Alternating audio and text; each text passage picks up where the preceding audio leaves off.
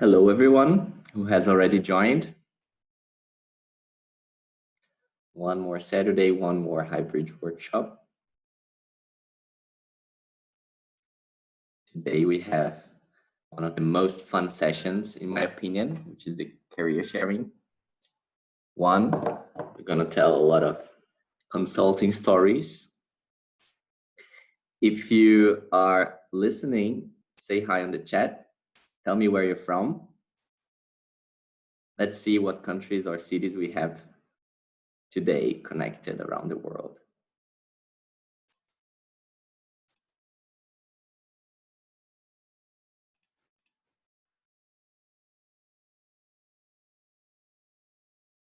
We have Lisa from Italy. Hello, Lisa.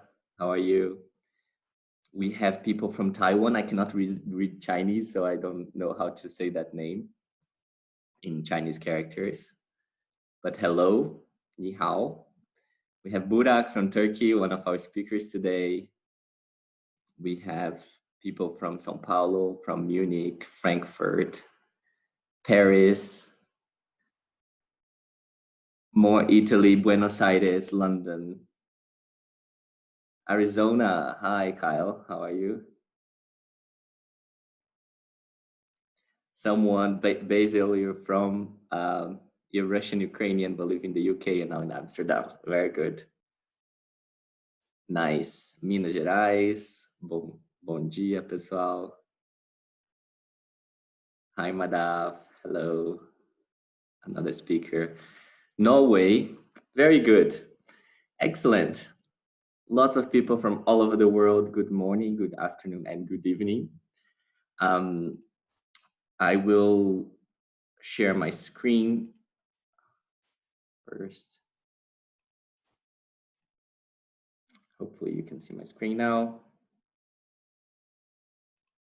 So today we have another edition of our workshop number 4, the consulting life, the career sharing session.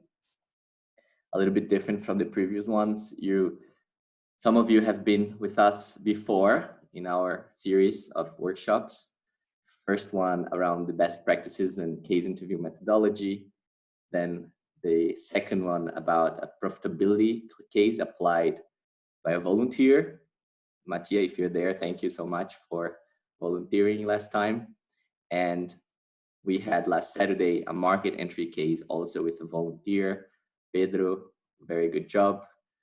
So this is our series closing with number 4, again, the consulting life. And it's for you who are curious to know more about consulting stories, what's waiting for you around the corner, and yeah, getting all questions answered, so you can confidently choose this career, which is amazing. Okay, today we are 5, and I'm gonna first of all look for them so I can unmute them very soon. Where? Yes. And I think first of all, we're gonna actually introduce ourselves so that you know who is speaking today. So I will start. As most of you already know, I'm Flavio. I'm from Brazil. I basically lived all my life in Brazil, but I've traveled quite a bit for work and for my studies. So in summary, I lived in Switzerland, in France, Spain, Australia, and now I live in Germany, in Berlin. So cheers to that. I have a business background, so I studied business. I had a very early entrepreneurial experience. So in college, I launched 2 businesses. One was a beauty clinic specialized in hair removal. When people ask me, like, were you removing people's hair? I said, not really. Usually we had, female employees because customers are more comfortable with that. But I learned everything about hair removal. So if you have questions, you can ask me. I also had a smoothie bar in São Paulo. And the twist was that it was a nightlife business, right? So it was like night smoothies, sometimes with vodka as the customers wished. So it was a fun experience. I had a lot of fun. And I decided that founding companies was my call. So I moved on to consulting basically to get more skills. I went on to Arthur D. Little and after to McKinsey. I spent like 5 years in consulting, honing my skills to be a better founder. I left McKinsey 2017, spent a couple of years at a startup called SumUp, the payments industry. Started in Brazil and ended up in Berlin. So that's why I'm here. I kind of left the company, but I stayed. And now I'm working on my 2 ventures, Meteoric, which is an app for coordinating real-world experiences with friends, and Highbridge, that I'm going to talk about a little bit more in detail later on. Very exciting to be here again with you guys. So let me find Emily. Let's see, Emily, are you there? Can you hear me? Say something on the chat because I could not find your name. Now I can find you. Okay. So Emily, I'm unmuting you so that you can speak. Can you hear me now? Yes. I just have to wait. I think I have to change my sound system. Yeah. Go ahead, please. Hi, thank you, Flavio, for this opportunity, and thank you everyone on the phone for joining. So a little bit of myself. I was an ex-project leader in BCG. I'm originally from China, and I'm now in Singapore. I came to Singapore for study about 15 years ago, long time ago. And then I've been staying here and worked in Southeast Asia region since then, except 2 years in between that I went for my MBA in the US in Kellogg. So before MBA, I actually worked in a huge corporate, Shell, the energy company. And then I went for MBA and did a career switch into consulting. So I imagine maybe some of the participants today were actually thinking about similar routes as well, doing a career switch from a more traditional corporate job into a consulting role, So I can totally relate to the challenge and the emotions in the process as well, as I've been there before. So after my MBA, I joined BCG in the Singapore office between 2013 to 2017. So I stayed there for about 3.5, almost 4 years. I joined as a consultant and then being promoted to project leaders and worked there for like almost 2 years as project leader. While I was in BCG, I worked a lot in the industrial goods practice. My experience spanned across multiple topics from strategy formulation to operational implementation, and Salesforce effectiveness enhancement, and some of the other topics as well. And while I was in BCG, I also was on the Southeast Asia recruiting team. So I was screening the resumes and also conducting interviews on a regular basis for BCG.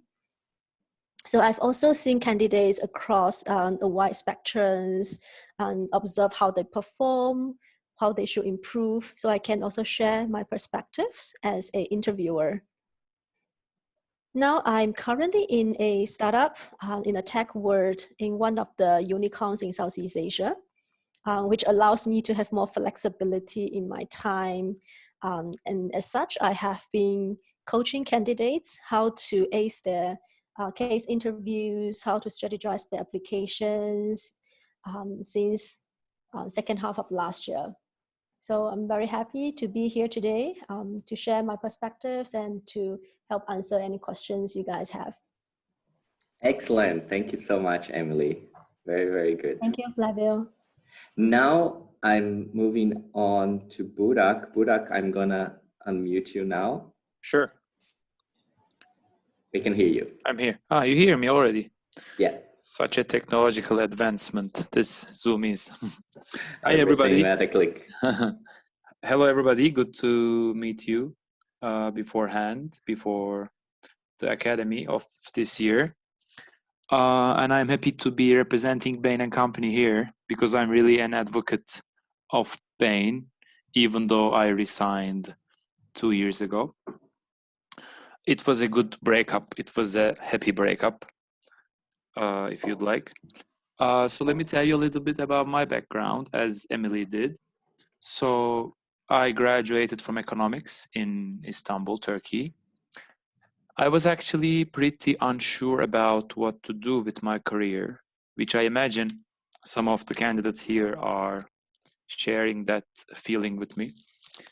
So the only thing I knew that I want to start my own company at some point with no rush, and so many people that I trust recommended me to start with consulting, and then you can do anything well that is business related, commerce related. Luckily, it was true, their recommendation, because career recommendations are often far from reality. I am thankful for those people. And then I started working at Bain & Company in Istanbul for almost 3 years. And similar to Emily, I was interviewing candidates for my last months at Bain. After I resigned, what is inspiring about Bain to me is that I was able to do anything business related after working as a consultant for 3 years, including what I am doing right now, mentoring startups, coaching, consulting candidates for case interview, and more than that, I guide their careers, because I was the one who was unsure about his career, and now I'm coaching people and guiding their careers into what they would like to be. After I resigned, as I was saying, I started studying at IE Business School. Some of you might know, one of the top business schools in Europe. The good thing about me is that I am both a student and faculty. So I feel how students would feel, and I know what they would like to hear, what they would like to learn about.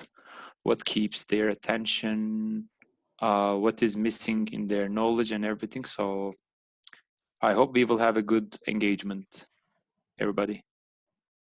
Thank you again. Excellent. Thank you, Burak. Thank you so much. Now let me look for Julie or Julie. I would say probably is the right pronunciation, isn't it?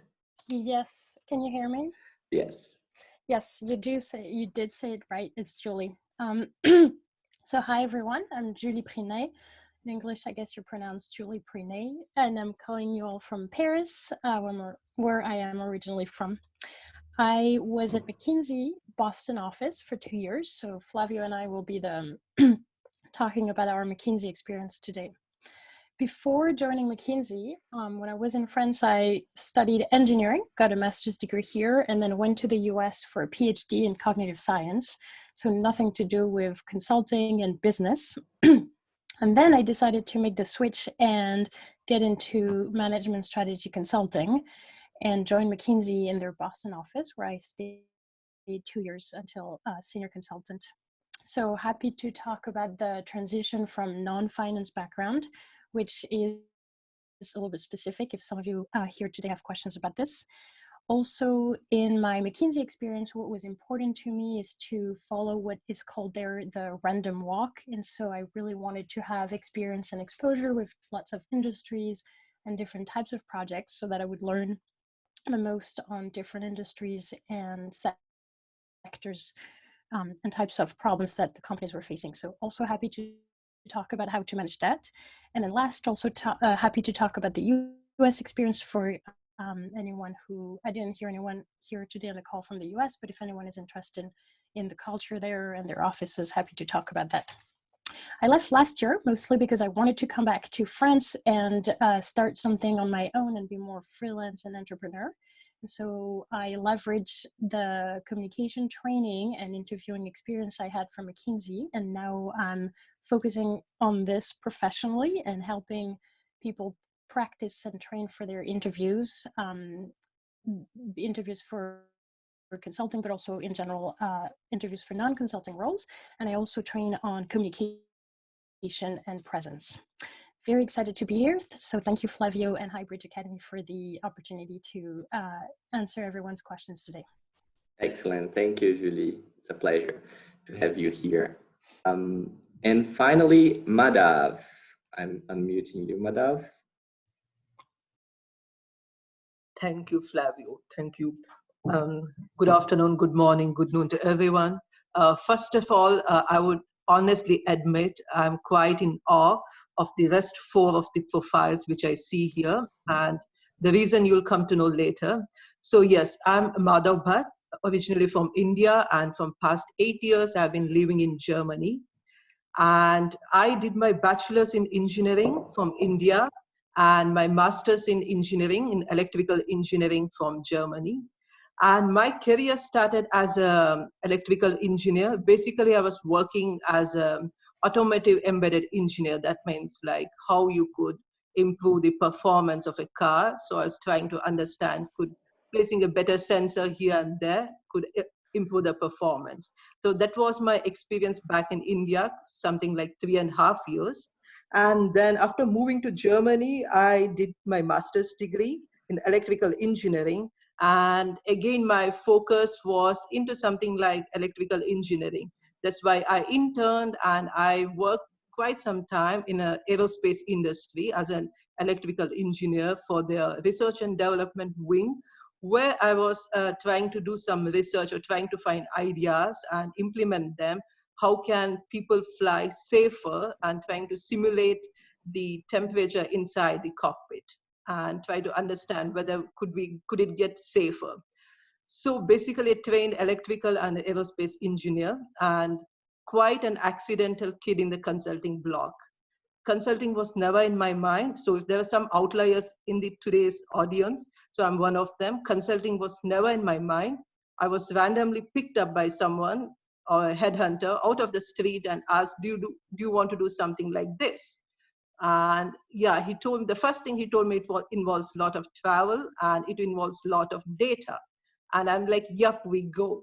So before joining BCG, I was working for a boutique consulting firm as a junior consultant, basically associated BCG, doing data modeling, lot of data analysis for transformation programs and finance kind of thing. And then I joined BCG, again from a headhunter. It was never in my mind that I should join BCG kind of thing. I was a simple happy-go-lucky person. And I joined BCG in the Berlin office, but spent quite some time in the ANZ, that's Australia and New Zealand. And my focus was, or I belong to the TMT practice area. I think Emily might understand it better. That's like technology, media, and telco. And my main focus, or like key strengths, or like where I delivered most of my projects were like product portfolio analysis, market segmentation, go-to-market strategy. And lately I was involved in digital strategy. How can we bring data and AI, data science and cognitive science into business cases so the client could take their business operations to next level. And in the next session, if any of you guys are like me with background like me, who never went to target B schools, or like people who know, okay, like BCG looks quite tough, MBB looks quite tough, but still it's like on the reach for most of them. There are certain things, many of which we don't tend to show in our profiles, but try to put it, and that enhances your chances. So please feel free to ping me or ask Flavia to connect to me in these regards. Thank you. Very cool. Thank you, Madhav. You told me a few things that I didn't know about your past. We have to talk about Australia and New Zealand later. But cool. Okay, so I will quickly show you the rest of the faculty who is saying hi. We have Roger from China, Nina from Germany, Paul from the US, Francesco from Italy, Ben from Israel, Dan from the UK, Ian from New Zealand, and Clara from Spain. And they all say hello, ni hao, hola to you. Good. I will just speak a couple of minutes about Highbridge. Most of you already know quite a lot about it. But in summary, Highbridge is a gym, right?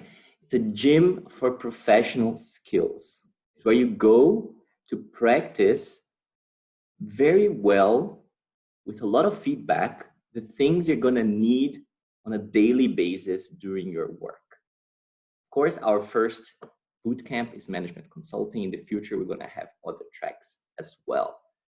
Basically, Highbridge was created out of my frustration with the uni, right? Because looking back, if you think about university, if university was to teach you how to ride a bike, they would probably make you memorize the names of all the parts of a bike, right? This is the pedal, this is the wheel, and so on and so forth. When you finish that, then they would tell you about the history of bike riding. And then you'll have to memorize some facts and years and take a test on that. And then only then they would give you perhaps a certificate saying that you can ride a bike. That's pretty much what happens with university, right? So at Highbridge, we just get on the goddamn bike and ride it. You're gonna see in a nutshell what our management consulting bootcamp is about. We put together an 8-week program delivered by ex-McKinsey Bain BCG consultants, as you've seen, comprising of a 40-hour case interview training, 40-hour advanced consulting tool set course, which is basically the McKinsey and BCG training you're gonna get during 1 full week, a real consulting project, which is actually what I'm talking about, right? Putting into practice the skills that you were taught during this first 2 weeks, and always under the mentorship of an ex-McKinsey Bain BCG consultant. We also have a lot of interesting workshops on Fridays and individual mentoring sessions. So this is Highbridge. The next application deadline for the third batch is by the end of this month.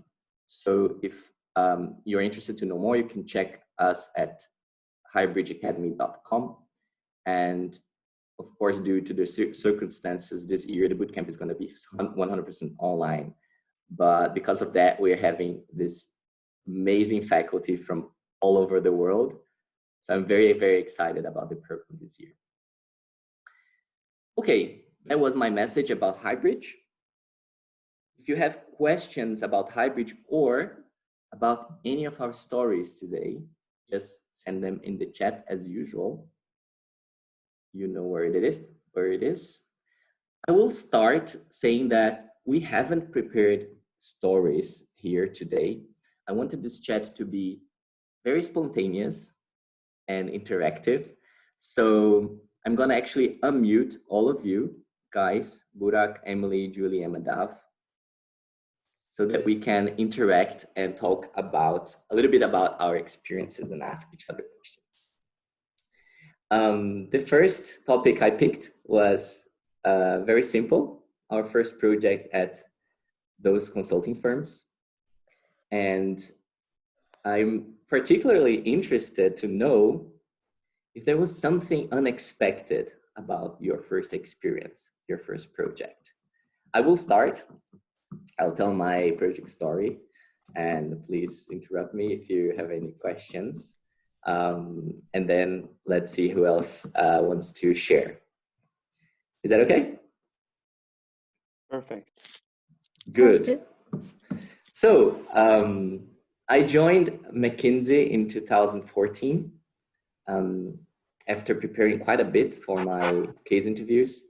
And then, as Madav said, I also heard that you travel a lot. And I was like, yeah, we go. But my first client was 2 blocks away from my flat. So from all the possible addresses in São Paulo and Brazil and the world, my client was just like a walk away. And this was very surprising. It was not the most surprising fact, but it was surprising to me. So for 6 months, I walked to the client. And I realized this was a luxury after a while. But my challenge there was in a education company, the biggest private chain of universities in the world, in the number of students. They had over 1 million students in Brazil. And my work stream was to cut costs on cleaning, travel, and legal costs and security costs, those 4. So I had to cut down, rationalize, and calculate of all those universities scattered across Brazil. What was the average spend on cleaning staff per square meter? So we could find the best players, the best performers, and find out what they did to make it so effective. Because we also looked at the quality of the cleaning, of course, not only the cost. So, and we tried to understand, to bring these best practices to all the other universities across the country. And I think the most surprising fact and unexpected fact about that project, or actually about McKinsey when I joined, was that I was expecting a lot more structure in terms of how to build a model, right? Like model templates or way to do it in the McKinsey way, so that you could leverage whatever the past and so on. But I realized that often you start a model from a blank sheet. Of course, you can look at other models and so on, but everyone actually has their own model and their own style of modeling. And there is no real standard. Like, of course, there are some best practices for modeling, and we're actually gonna see that a lot in Highbridge. But this was surprising to me, because then I was, okay, let's see how best to make my model. And in the end, it was, I'm actually not the best, like my models look ugly, generally speaking. So I'm not very good with colors in modeling. And they're very, very colorful and flashy. And sometimes, yeah, that doesn't look so good, but they worked, right? So after several months working on them and so on, they worked. So this was the unexpected fact I wasn't expecting. And this was my first project at McKinsey. So who, do you have any questions for me about that?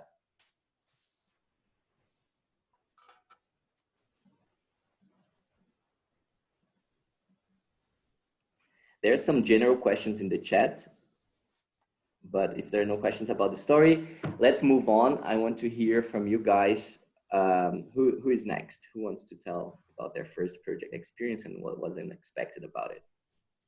Well, I can go. Please. So my first project in BCG was a Salesforce effectiveness improvement for a Singapore shipping company. And the shipping company, although the headquarters is in Singapore, they have pretty much a global presence, especially in the entire Asia Pacific region.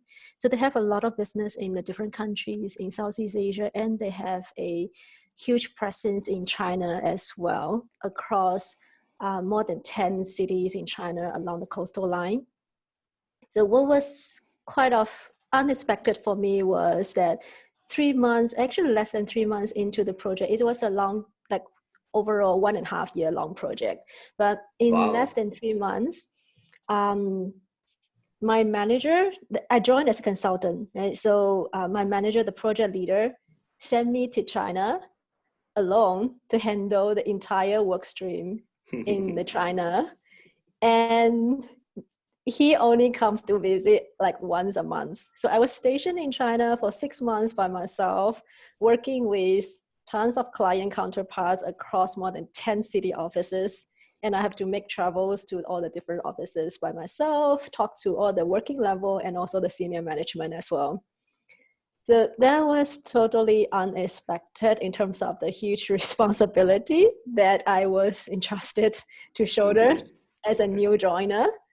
I guess in hindsight, it's really good for me to learn quickly how to adapt to this consulting relationship building with my client counterparts.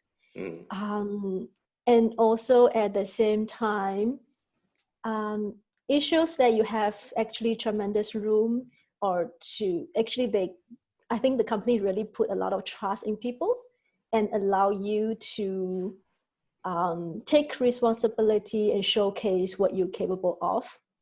And also, I guess another thing I want to share with participants in the call today is if you are experienced hire, actually you can leverage your experience in the past and make it into an advantage to you. I think one thing that helped me, and also probably that's why my project manager had the faith or had the trust in me to throw me along into China, is because I have worked for quite a long time, like 6 years before joining consulting. So I know the corporate dynamics, how it works. So I kind of can relate to the challenge and the difficulties that my client counterparts are facing. So that is actually something that I can really leverage and play to my strengths. So for experienced hires, that could be your advantage. Very nice. And Emily, I think I agree with you totally. Actually, one of the things that make you grow fast is to be put in situations where you have to act as if you were a lot more senior, right? Yes, indeed. Constantly. And one question I have for you is like with your client interactions and so on, have you ever faced a situation where a client did not find you credible because you were so young or new, or you always had instant credibility with them? Well, it does happen. And depending on the country's culture, in some of the more conservative countries in Southeast Asia, it's a bit more obvious. When you go in to talk to someone who is like, could be double your age, they will be like, yeah, I've seen consultants come and go, so why should I, take you guys seriously? So definitely from time to time, I personally also experienced that kind of challenge. So at that kind of situation, I think there are a few things that we can do, right? One is definitely make sure our fundamentals, we get the basics covered, our data is solid, our reasons, logic, strong, defendable. And then on top of that, of course, then is to leverage some of the other influences in the organization, be it the peers of that particular person or the managers of that particular person, to use those influences to try to make a difference. Yeah, absolutely. No, that's perfect. And actually, we have a session on that on Highbridge to practice a simulation with role play with actors, how to actually reinforce your credibility. And this is Julie here. One thing I'll add on that, because I definitely had this, is what it was actually my second project where the client was quite opposed to us being here, and because they were afraid of losing their own credibility if McKinsey was to come in and do better than them, quote unquote better. And so during the first meeting, I remember they asked everyone to go around the table and say what their expertise was for that project. And the project was in insurance, for an insurance company, particularly for the procurement and real estate department. And I knew nothing about insurance. I knew nothing about procurement or real estate. And I had to come up very quickly on the spot of one thing to highlight my credibility. And so to build on what Emily was saying, I would say you also have been hired because you have expertise in some areas. And so I thought, well, what is mine? And I remembered, well, I have a lot of background in optimization and modeling and data. So that's what I used to highlight my own credibility. And I was pretty honest about the fact that I knew nothing about real estate and insurance, but I could optimize and build models. Yeah, excellent. Yeah, absolutely. And who else wants to share a first project experience at MBB? I think it's a very good topic that you brought this up, Flavio. And I've been smiling to all of your stories because we all had similar problems. Definitely. I remember very well how I was young, and this client specifically was older people, you know, more old school. They think they know everything better than everybody else. So I remember I was not shaving my beard very often to look a little bit older, you know. and I remember my manager asking me changing my tie because my tie was a little thin, you know, like a cool casual one. He asked me to wear a thicker tie to look more mature, you know. It's incredible how much this stuff affects everything you do. So now that I got you all excited, let me tell you what the story was about, what the project was about. My first project was a due diligence, maybe, which is a little harder to be your first project. But I remember everything they asked me to do, everything they asked me to find as the junior consultant in the team. I was like, this is not possible. This does not exist. This data is not on the web or in any other place. So everything they throw at me, I wasn't able to do it. Because it's kind of true, don't you think? Like, they ask you for the market shares, for the market size, estimating this and that, finding an average price for the goods that they sell, you know, because you don't know much about this company that you are doing due diligence for. You have to find everything yourself. And then by the time I realized there's a way for everything, you know, if you want to find the market size, okay, maybe it's not possible to find it online, or it's not possible to find the reports, annual reports of companies because they are not public companies. You can always do expert interviews, which was not something I knew about. And then you interview people who know everything about the industry. And they tell you, Burak, this industry is $200 billion in Turkey, and it is divided to this, and this sub-industries. I was fascinated, not only with the knowledge I got from the expert, but also the money we paid to the expert, which was $1,000 for 1.5 hours of talk. And that day I said, I will be an expert and I will talk on topics and earn $1,000 an hour just for talking. So basically what I'm saying, also to inform everybody listening to us, everything at first seems impossible, especially data, knowledge, like this stuff, because all we know is to Google stuff, and a lot of this stuff doesn't appear on Google. There is different and innovative ways to find stuff that you cannot find easily. Yeah. Yeah, I agree with you. And I think I also had this thought because my first projects in consulting before McKinsey were in market entry. And I also had very similar questions to due diligences. And then I realized that depending on the country you are making a market study in, you are, in terms of data, you are in the Middle Ages. They don't have reports. They don't have available data. And that's why you need to be resourceful, talk to people, cross-check, estimate. So what we guys practice, guesstimations, that actually it's needed. You use it in the project for sure, because sometimes you don't have the numbers.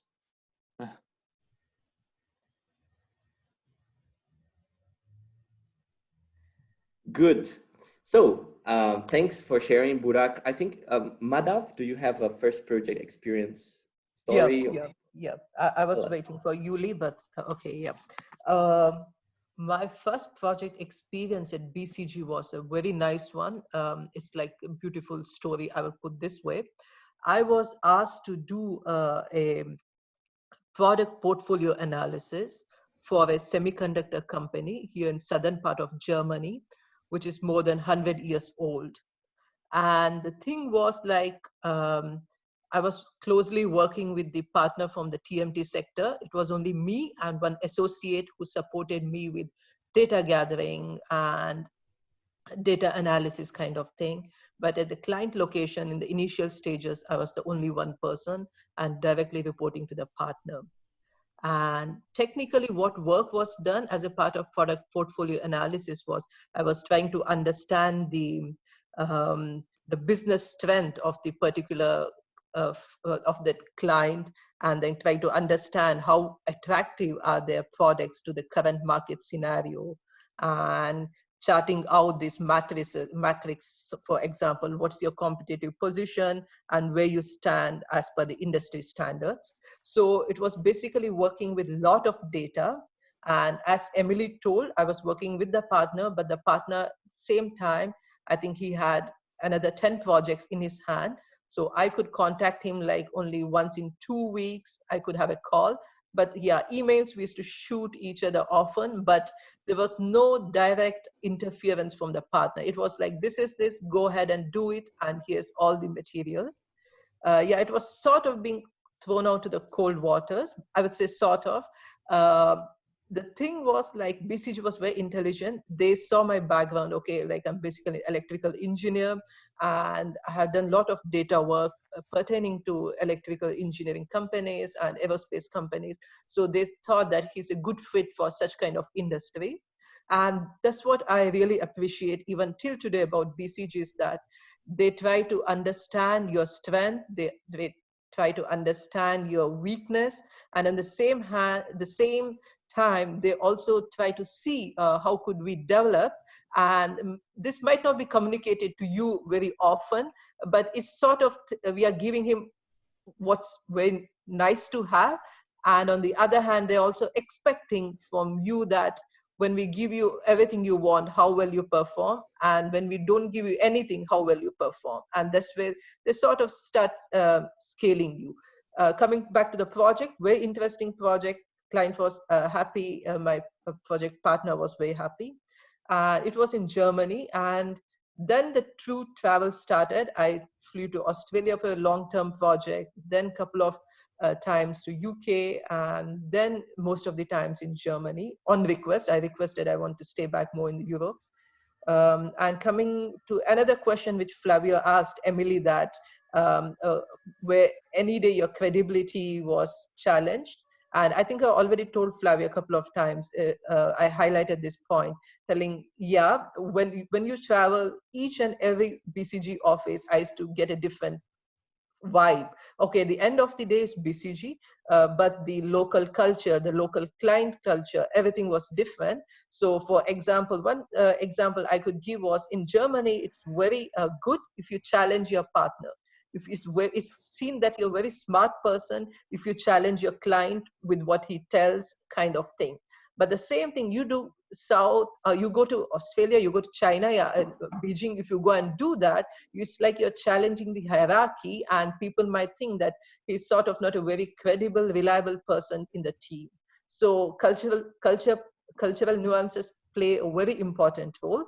And I think Highbridge trains people how to tackle those situations, how to tackle those personalities.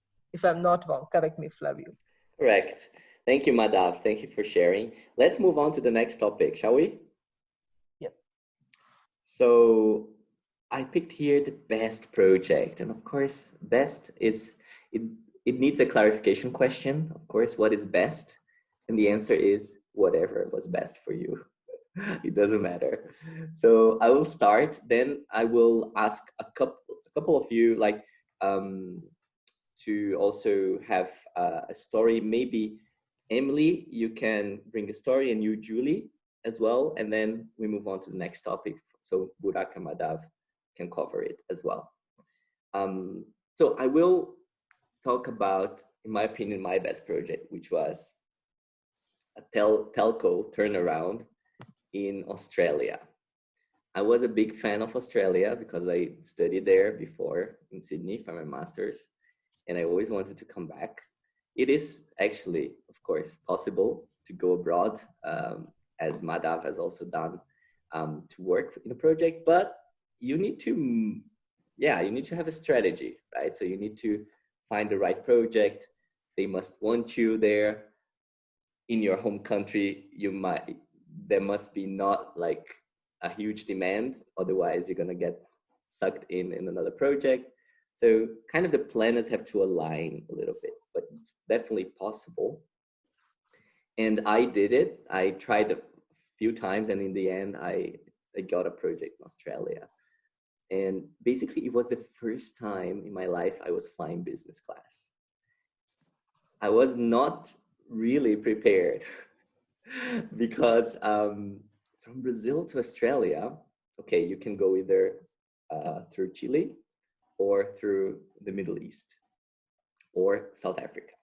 And I picked the Middle East route and took a Qatar Airways flight, which has one of the best business classes in the world, I believe.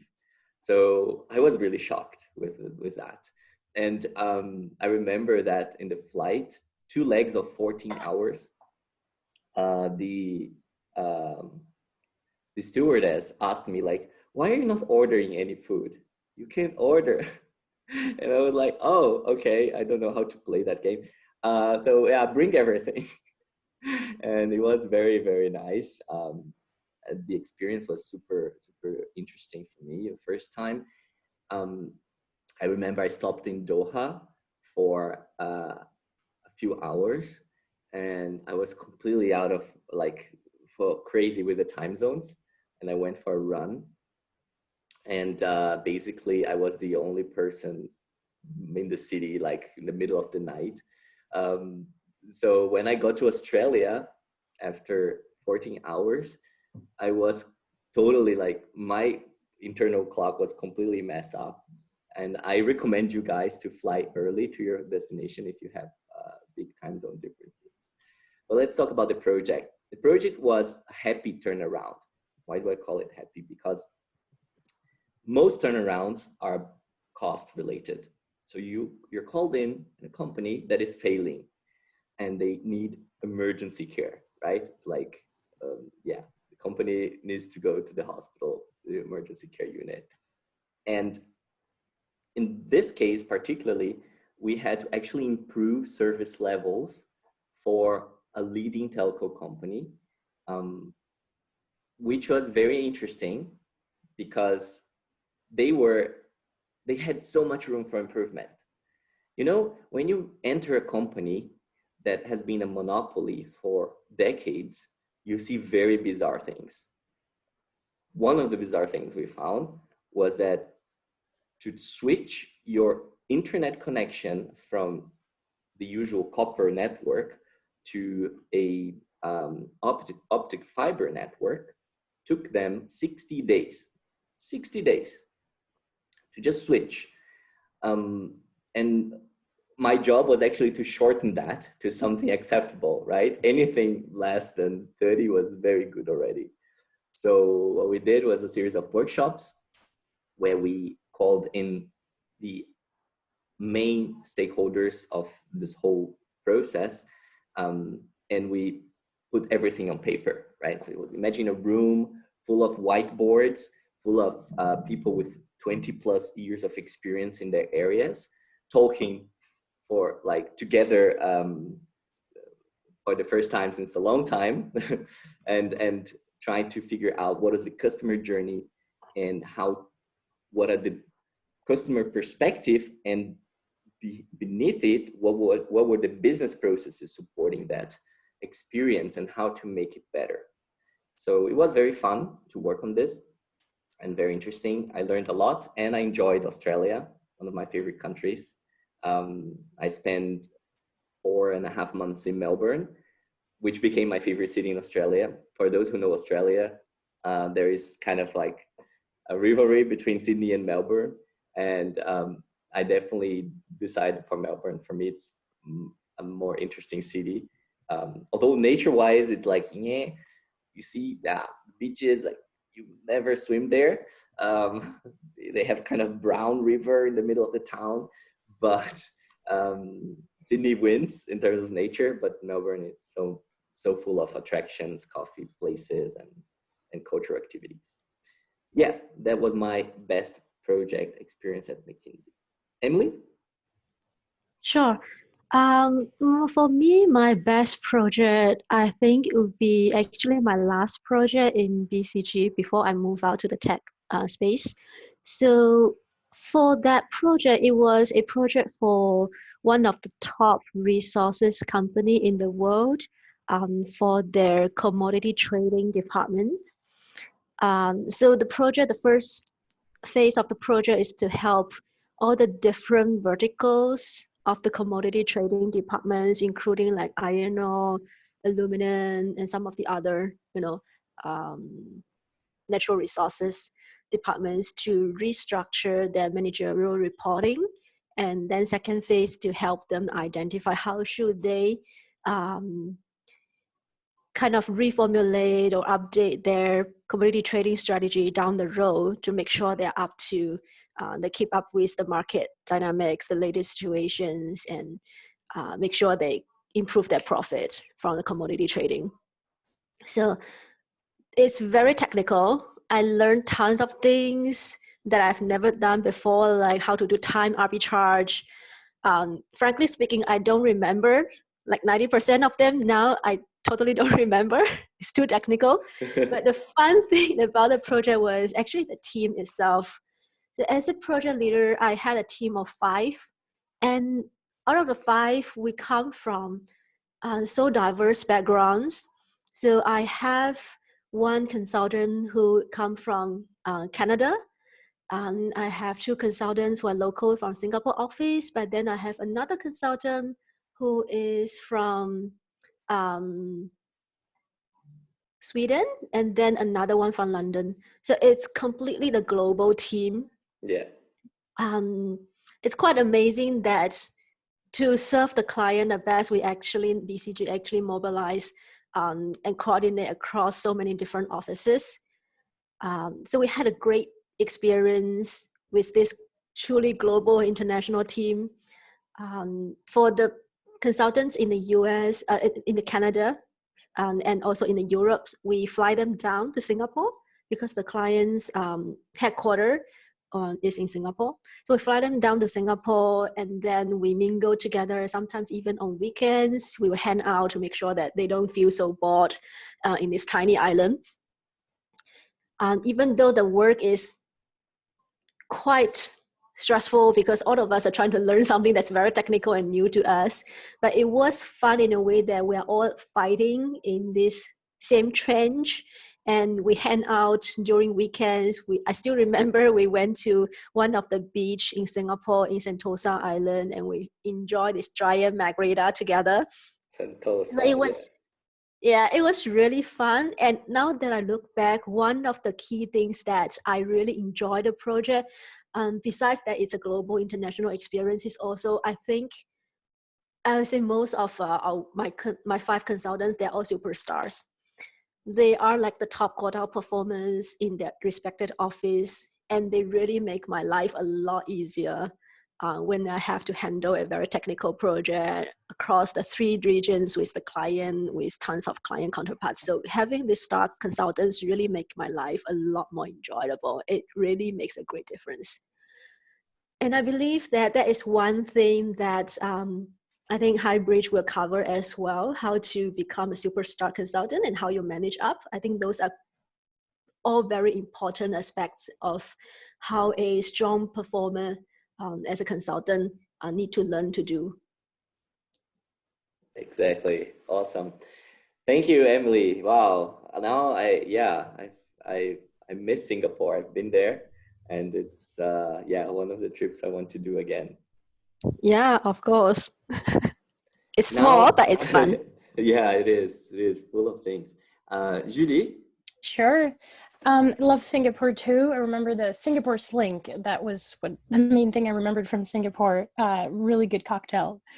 My best project was as I was starting my 2nd year, and a lot of people usually say that that's when their best projects happen, because you have gone through the 1st year where you need to learn everything, and then you're starting to get closer again to your comfort zone, and you have this short amount of time before you get again away from your comfort zone, because you have to learn how to become a manager. So for me, that was the best project I've been in. The client was a large chemical company, and we had to help them with their pricing. So imagine it was about 20 or 30,000 different types of ink that they had no clue how to price, and were losing a lot of money on some of them. And there are a few reasons why this was my best project. The first one was because of the relationships I had with both the manager and the client. The manager was the best I have ever worked with. She was fun, efficient, managed up very well. So we had really good lifestyle. I love traveling, but interestingly, this is one of the few studies I was not traveling, and I really enjoyed being able to be in my own bed every night. She was also really transparent. I remember one of the best tips I've ever gotten at the firm was from her, which was get your client's phone number as soon as possible and get them used to texting with you, so that if you need information from them and it's 11 p.m., then it's a lot more acceptable to text them because you have started having that relationship with them. That was a really good tip that I used later on. The client was also fun. They were very excited about what we were doing for them because they really felt stuck. So sometimes some of the clients are afraid of you being here, but this was one of the times when they're actually super excited that you're here and want to learn as most as possible from you. The other reason why it was my favorite project is because of the results and the impact we've had with them.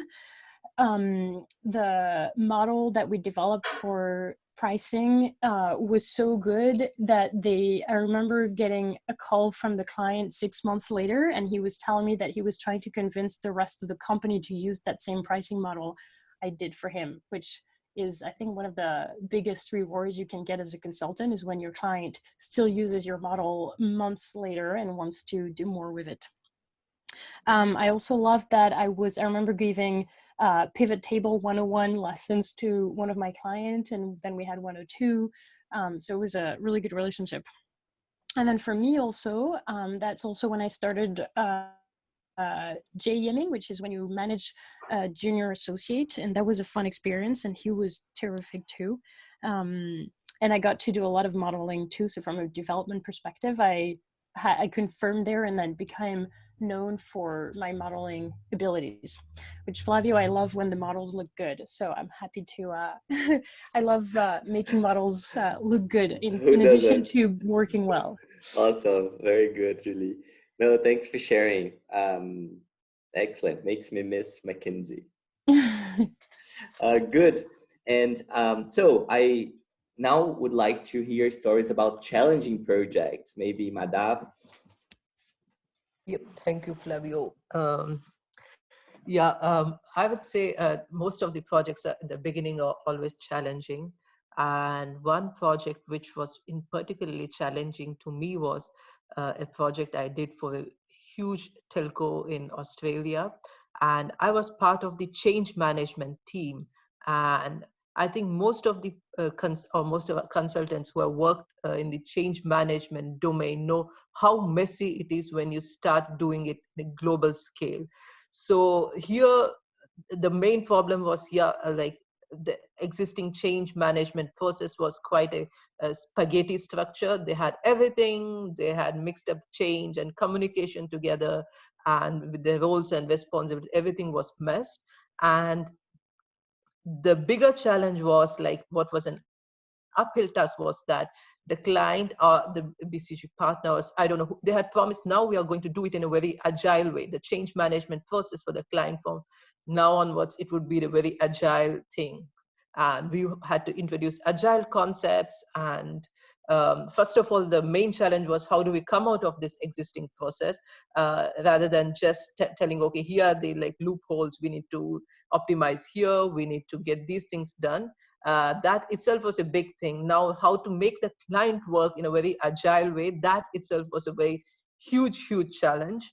But at the end of the day, it was a very big learning process for me and the team, and also for the client. And as just now Yuli told, at the end, it was sort of Christmas time, and the client was very happy. And since we're working in a very agile way, the client we became sort of friends with the client. That's one very happy thing about working in an agile way. It's like everybody's so transparent, everybody's so open. Like even if there's a problem, you solve it in a very design, very innovative way. And that's why then everybody was involved. And the team which I was working was like, they were asking me like, once the Christmas vacations are done, are you going to be back for the next module, next work stream kind of thing? And I was like, yeah, I'm going to be there. But then I was looking for the first opportunity or the first flight to fly from Sydney to Germany, because I love snow, I like winter, I like when it gets dark at 2 o'clock in the afternoon. And back there in the December, it was like 35 degrees and people were lying the beaches, and it was never my thing. So, but it was a happy experience dealing with clients, but it was a very challenging experience how to remove existing deficiency and do something in a very new way. And agile and design thinking, I think these are totally very innovative concepts which every client is demanding from consulting firms these days. And again, I'm not endorsing, but I'm happy that Flavio has planned these things in the Highbridge curriculum, in your bootcamp curriculum, I mean. Cool. So you're a winter person, Madhav. I'm an absolutely winter person. And now it's warming up in Europe. I can bear this temperature, not the 35, 38 Australia, India temperature. I agree with you. Being born and raised in a country where it goes up to 38, it's you start enjoying winter. Good, thank you. Burak, do you have a story to share about the challenging project? Yeah, I was listening to the others and I agree. The first projects are much more challenging, always. And the most challenging project, when I think about, is the one that was the most fun as well. Because the project that I was traveling for, to Abu Dhabi actually, was the project that was the most fun. Maybe the challenge was the fun part, or the fun part was that it's over now. So this project took like 2 months, and we were traveling to and from Abu Dhabi, from Istanbul to Abu Dhabi and back, like every week and every 2 weeks. And it was hard to work with a local client because of the language barrier, because of the culture difference, because of the heat of the Gulf, of the Arabic Gulf. You know, it's Madhav. I cannot imagine you there, for example. Never, never. Yeah. I remember we were always taking taxis, staying in air-conditioned places all the time. So, you know, it is so much easier when you work with people that you know their language, their culture, and working with them is always much easier. But working with this local client was hard because, Flavio, you wouldn't believe, we were not getting replies to emails, to data requests, to meetings and anything before a week. So everything was taking 1 week, and we were supposed to finish the project in 2 months. Can you imagine how stressful it is to force people, to force the client to reply faster, to do things better, faster all the time, stressing them, forcing them? And We all I, been as the there. yeah, and I, as the junior person in the team, how am I supposed to force these people? With what language? With what? You know, it was very stressful. But at the end, I remember the project being very fun because, like, towards the end of the project, we made good friends with these people that we were forcing, and everything was fixed. Luckily, it could have been otherwise, but it was a happy ending. Awesome. Yeah, good. Good memories then from the Middle East. Awesome. Thank you. Thank you for sharing, Burak. So I'm gonna show you guys just quickly the sneak peek of our curriculum that we are working at the moment of Highbridge. Some people want to know more about what's the program about, what we're gonna teach, and so on. So we put a curriculum that is actually one of a kind, really, and delivered by ex-Mckinsey BCG, as you already know. And I want to stress that it's synergetic. So the things that we teach for case interviews are exploded and elaborated further during the consulting, advanced consulting course. And then again in the project. So 2 + 2 = 5 in this sense. So we're gonna have a couple of Saturdays before the bootcamp starts in June and July, then a 1-week case interview course, an advanced consulting toolset course, the project, a few workshops on Fridays, and the graduation. I'm not gonna spend a lot of time talking about this, but just for you to have an idea of few courses, we're gonna have, of course, introduction and fundamentals for people to understand what is required in terms of business sense in a case interview. We're gonna have the full week case interview course based on the 7 skills, plus a few other workshops that will build your business intuition further. We're gonna have the McKinsey, Inspired by McKinsey ACT, Advanced Consulting Toolset course. We're gonna learn the consulting process a lot more in depth and develop skills and learn how to be, one of our courses is of course how to be a superstar consultant. You're gonna get at the end of the week the project orientation. The project works like this. A lot of people ask us like, how do I choose my project and so on. So you receive options. They're all very interesting and curated by us. You're gonna list your priorities. You're gonna get staffed in a project, and you're gonna meet then your mentor and team. So it's the same as you're gonna face in any consulting firm. Then we're gonna go through it with you during 6 weeks. You're gonna actually solve a real world problem. And on the way, you're gonna get mentoring, advice, support, coaching, and so on. And you will not stop actually practicing case interviews during this time. Yep, that's what I wanted to say about the curriculum. We're gonna send soon, if you're interested to taking a deeper look, we're gonna share it soon with you. Now, I select this topic Is it the final one? Yeah, pre-final one. The crazy situation. So thinking about guys, something that was really unexpected in your time at McKinsey and BCG. I would say I'll start with a big flop of one of my projects. It was a bad turnaround, so it was like saving the client from failing. Both a lot of initiatives on revenues and costs, and we had to save this super old company that was a supermarket, a wholesaler, from failing big time, right? So they were struggling for years and years and years, and they were like, there was a competitor that overtook them, like grew a lot faster, and they lost the leadership many years ago. And then we had to bring new ideas to the table, organize it, partner up with the clients, and deliver the impact, right, through initiatives. And I remember that one of the ideas the team had was to show the impact to the organization. We put a huge plastic thermometer on the wall in the middle of the office. Imagine an open space office with like 150 people working. And then we put this huge thermometer, thinking like, oh, if people see the impact that we're getting every week and so on, they're gonna get excited. And so we reach the target and so on. And there was a profit target. The company was currently losing money. I remember we had even a meeting to discuss the size of the balls that we're gonna throw in the thermometer to make it grow over time.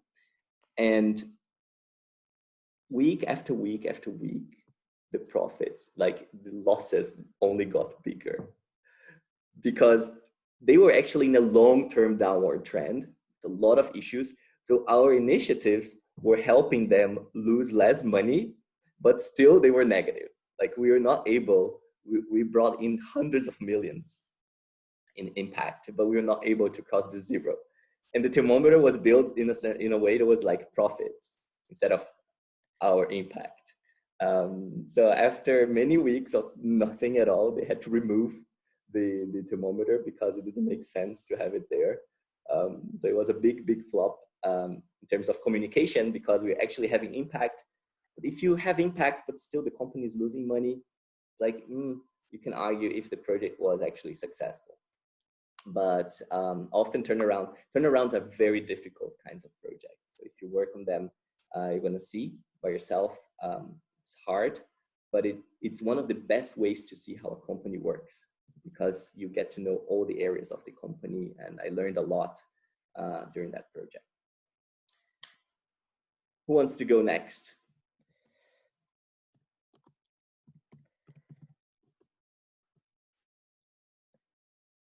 Okay, then I'll break the silence and go ahead. Two things here. Crazy situation. This was, okay, this sounds quite out of a Hollywood movie, but what happened was like, yeah, I'll not talk anything about the client because most of the projects, we all have gone through some of the other crazy stuffs in the client, in the client projects. But when I was working there, like, okay, I know this is going on air. I'll try to anonymize this as much as possible. I had a huge crush on one of my colleagues, and it was a very fun situation. We were working together and both of us knew what's happening, and it was very tough, you know, like we were working so close and not to accept what's going on, you know, sort of where we maintained a very professional attitude. We were very friendly to each other, but there was something boiling very, you know, like it was sort of, I don't know what to call, both of us liked each other, but as soon as the project stopped, we are like, okay, we have to get out of this place as well as possible, otherwise this might lead to something very different.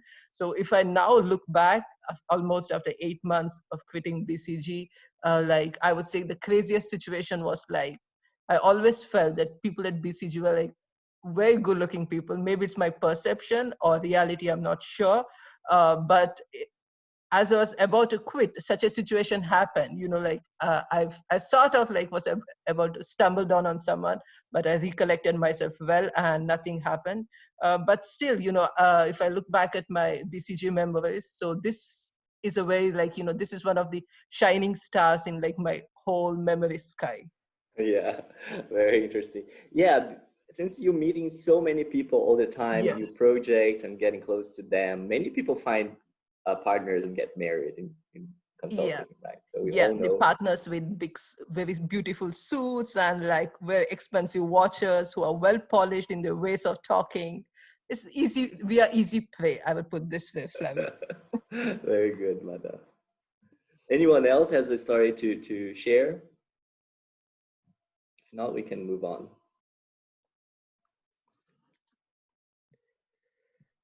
Okay, so I will move on. I wanted to know, you guys, from you, what was the impact of having worked at McKinsey Bay and BCG on your curriculum, on the way that the new opportunities appeared to you or the market addressed you after your experience? Like, I wanted to hear a little bit about what changed for you, whether it was a big difference, and what you think about that.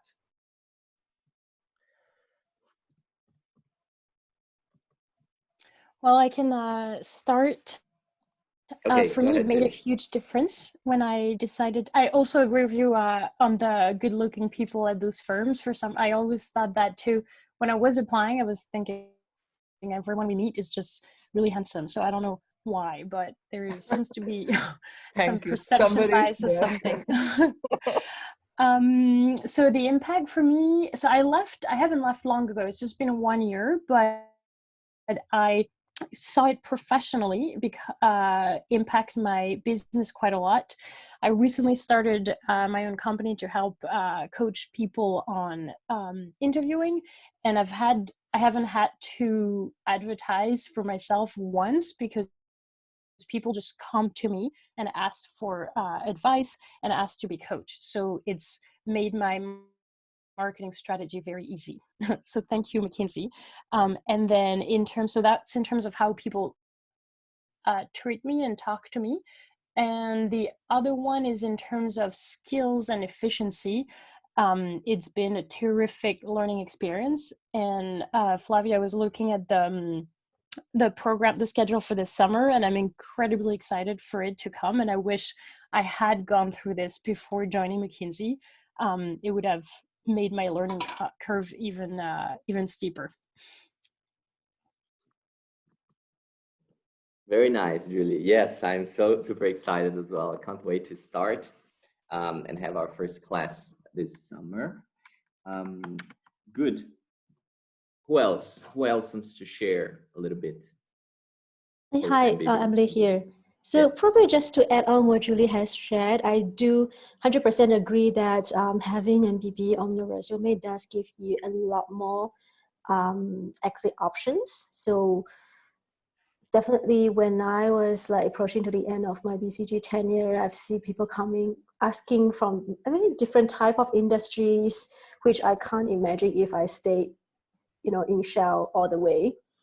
So that's definitely true. And then second thing, I guess it's related to all the skill sets that we acquire. I guess it also comes from internally. We're a lot more confident in terms of the new challenges that come ahead, even though, for example, I left to join a tech company to do something that I've never done before, but I have the total confidence that I will be able to learn very fast and adapt to the new environment and excel. So I guess that kind of internal confidence boost is also quite a good takeaway for me from BCG.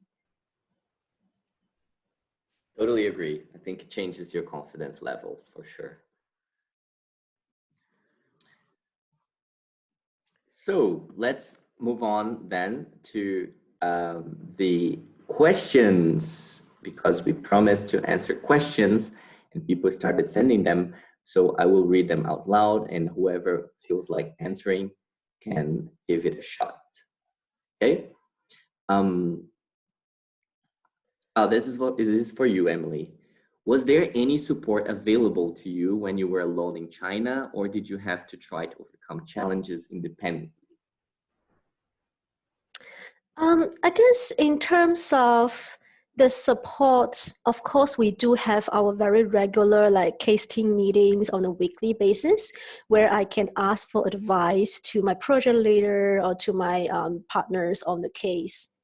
So that kind of communication, of course, is going on a very frequent basis.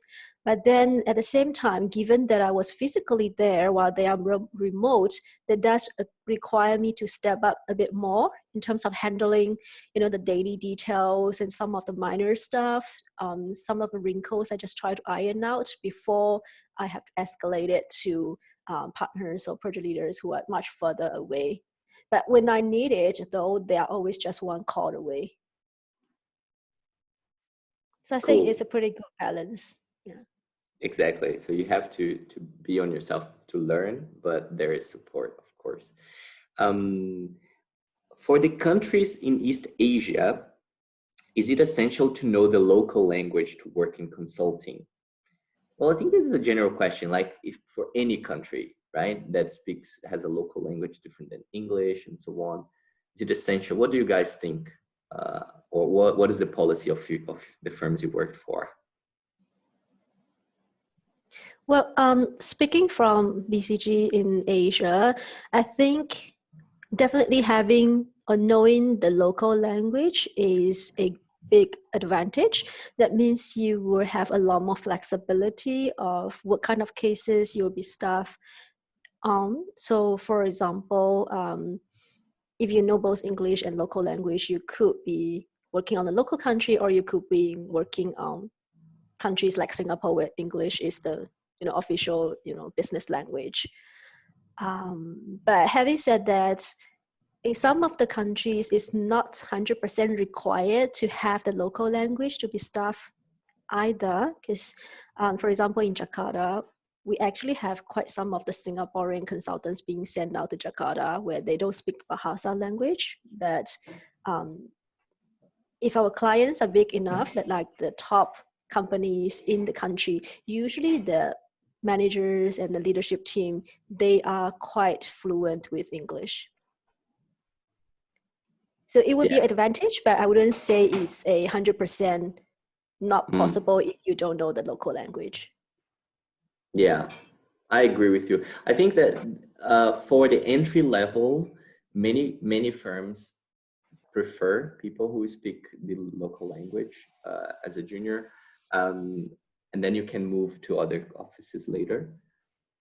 But if you are more of an experienced hire, I've seen people joining, for instance, the Brazilian office without speaking Portuguese. So I think it depends a little bit on the office, on the firm, and on the tenure. To augment Flavio's and Emily's answer, in Europe, that's very true because I'm a non-native German speaker. So I could speak German fluently back then when I was doing the cases. But once I got an offer, they had asked me to complete certain levels of the German language so that they could well deploy me to the local and SME clients. We have a lot of small, medium scale enterprises here in Germany where only the local language is spoken. So I think in Europe, that's sort of a mandatory that you speak at least business fluent, or like you should be able to at least go and give a presentation to your clients in the local language. I agree, and this is Julie speaking for Europe too, and the only two offices at least for McKinsey, that you can go to if you only speak English and none of the European languages, or Amsterdam and of course London.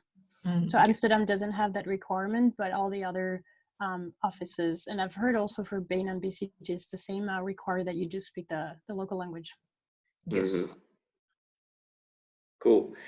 Good. Thanks, guys. Next question.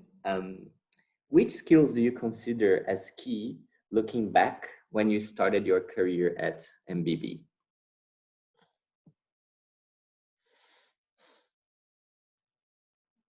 Wants to take that one? Key skills before starting.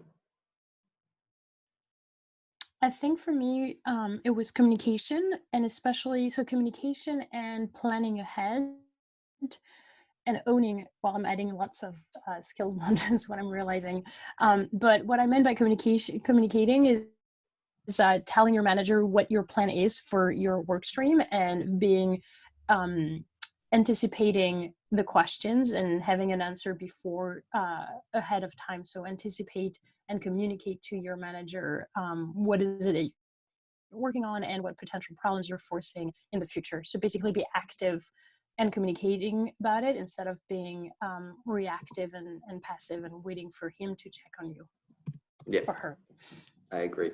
I think to complement that, Julie, I think also that in your first couple of years is the chance that you're going to get a project involving heavy models or database management and analysis is near to 100%.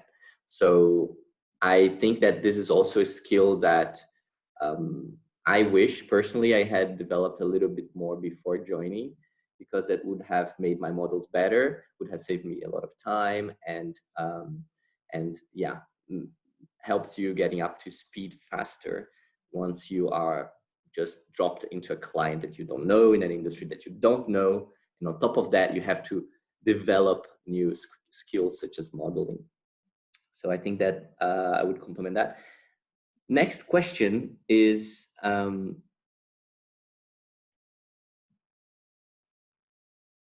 how do partners treat you when looking or when working with them? How do partners treat you when working with them?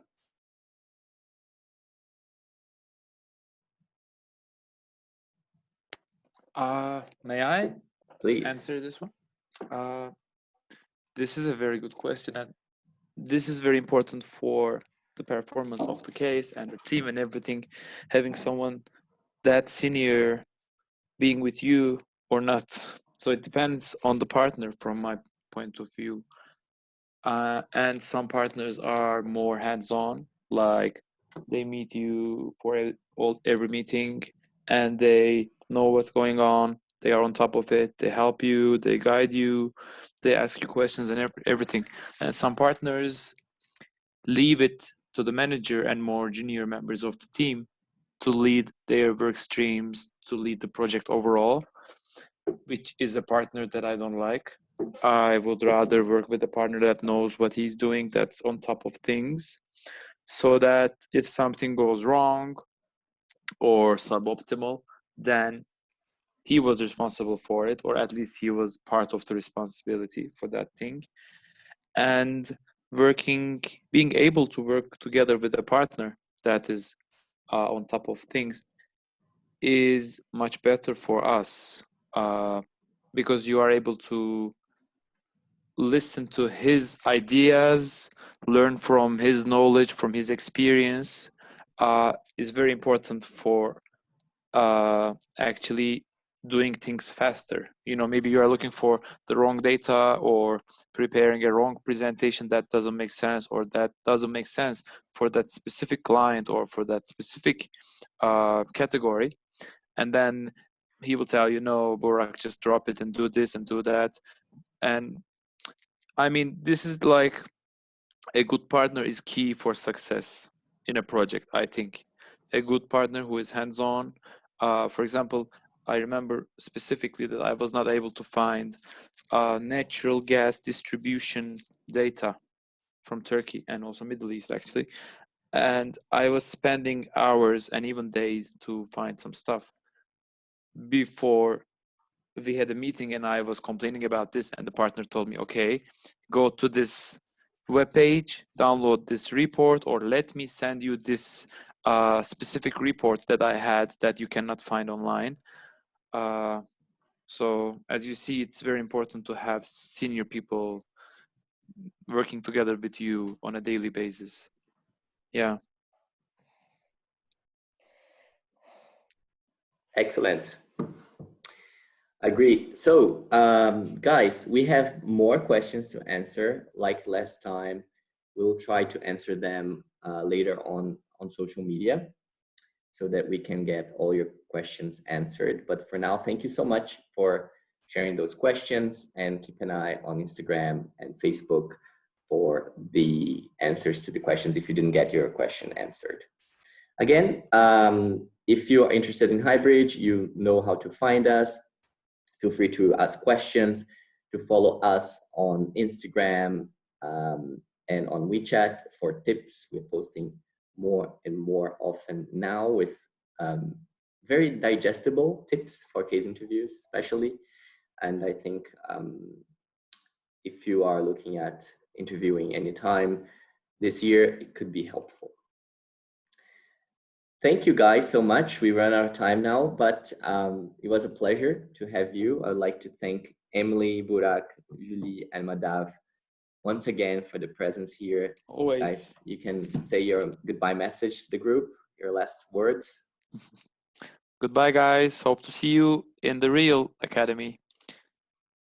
Goodbye, guys. And Bye, everyone. Bye, Thanks, Flavia, guys. for having all of us.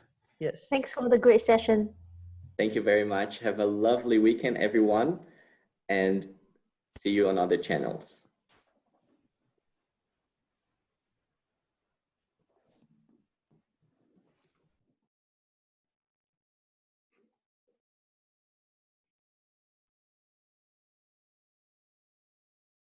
Now